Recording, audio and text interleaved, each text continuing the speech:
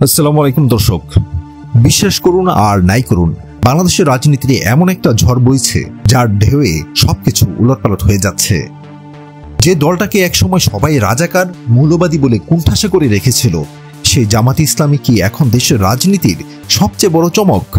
এমন কিছু ঘটেছে যা পুরো দৃশ্যপটটাই পাল্টে দিয়েছে।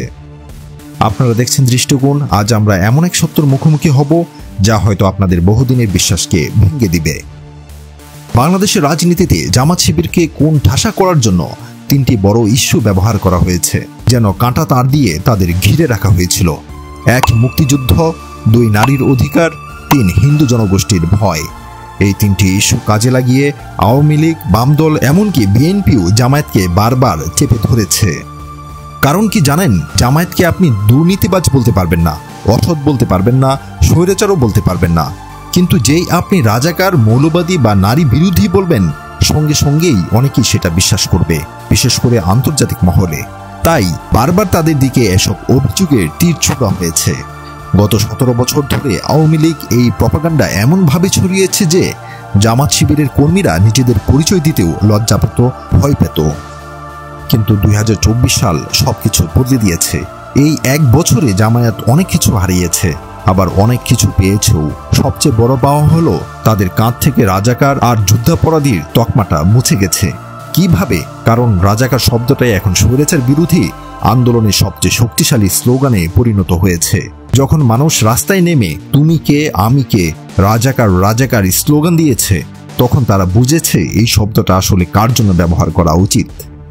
54 বছর পর বাংলাদেশের মানুষ এটা বুঝেছে যে 30 লাখ শহীদের বিনিময়ে দেশটা স্বাধীন হলেও তারা আসলে এক পরাশক্তি থেকে মুক্ত হয়ে আরেক পরাশক্তির করত রাজ্যে পরিণত হয়েছিল। আর 2024 সালে 5 আগস্ট যেন সেই দ্বিতীয় স্বাধীনতার সূর্য এনেছে এই প্রজন্ম। আর তাই তাদের ঘৃণা এখন ঘুরে গেছে আওয়ামী লীগের দিকে। অবাক হবেন যখন শুনবেন এই প্রজন্মের কাছে আওয়ামী লীগকে এখন রাজাকার, আলবদর হিসেবে বিচার করা হচ্ছে। এর প্রমাণ দেখুন। সম্প্রতি পরিচালিত এক জরিপে 18 থেকে 27 বছর বয়সী তরুণ তরুণীদের মধ্যে জামায়াত, বিএনপি, এমনকি এনসিপিকেও ছাড়িয়ে গেছে।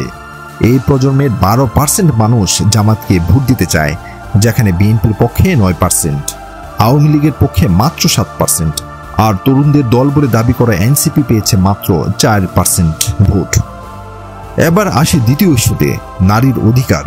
জামায়াতকে বরাবরই নারী বিরোধী শক্তি হিসেবে প্রমাণ করার চেষ্টা হয়েছে, কিন্তু তাতে কি লাভ হলো?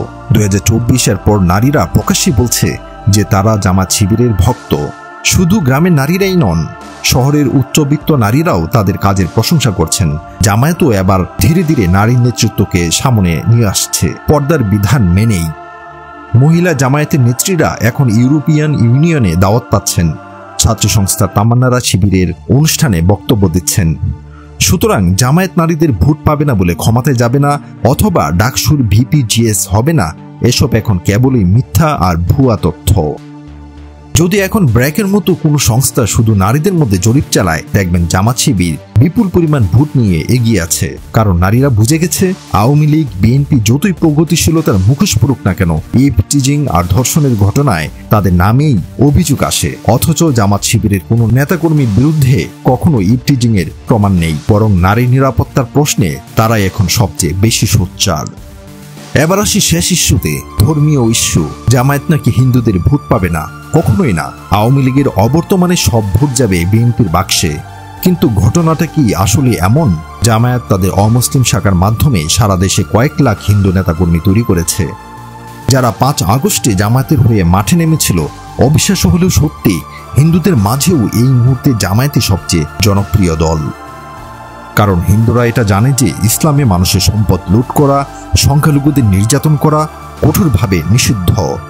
আর জামায়াত যেহেতু ইসলামের অনুসারী, তাই তারা কখনো সুযোগ পেলেই সবকিছু লুট করবে না। এজন্যই কৃষ্ণাবালা রানী বা প্রদীপ কর্মকারের মতো লাখ লাখ হিন্দু কেবল জামায়াতের ভক্ত নয়, তারা নিয়মিতভাবে বাইতুল মালে দান করছেন। দিন যত গড়াবে এই সংখ্যা ততই বাড়বে। সামনের জাতীয় নির্বাচন থেকে শুরু করে স্থানীয় নির্বাচন, এমনকি ডাকসু নির্বাচন, সবখানি নারী এবং হিন্দু ভোটারদের ভোট অন্য সবার চেয়ে জামায়াতের পক্ষে বেশি পড়বে। হয়তো ডাকসু নির্বাচনের ফলাফল দিয়েই সেই বিজয়ের শুরু হবে। আর শেষ হবে জাতীয় নির্বাচনে জামায়াতকে ক্ষমতায় আনার মাধ্যমে। দর্শক, আপনার কি মনে হয় এই 3 ইস্যুতে জামায়াতের যে উত্থান হলো তা কি স্থায়ী হবে? হিন্দু এবং নারীদের মধ্যে কি তাদের জনপ্রিয়তা সত্যি বাড়ছে? আপনার মতামত অবশ্যই কমেন্ট করে জানান। আর যদি আপনি এই চ্যানেলে নতুন হন তবে অবশ্যই দৃষ্টিকোণ চ্যানেলটি সাবস্ক্রাইব করুন এবং পাশে থাকা বেল আইকনটি বাজিয়ে রাখুন, যাতে আমাদের পরবর্তী ভিডিও নোটিফিকেশন আপনার কাছে সবার আগে পৌঁছায়। ধন্যবাদ।